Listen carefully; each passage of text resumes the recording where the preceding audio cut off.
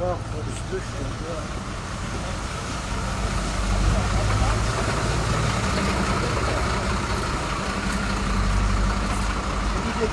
Önce plakaları alsana abi.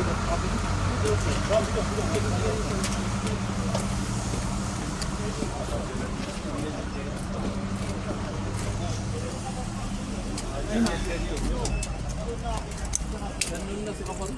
Önde bir tane araç vardı. Merhaba. Aşağıda girdi.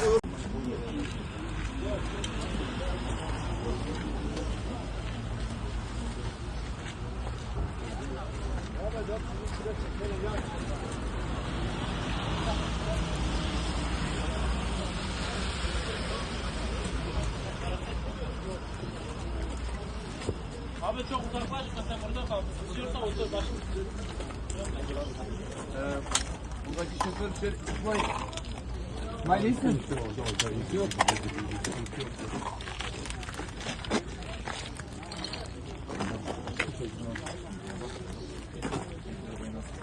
Yok çok bir şey yok. Önemli değil.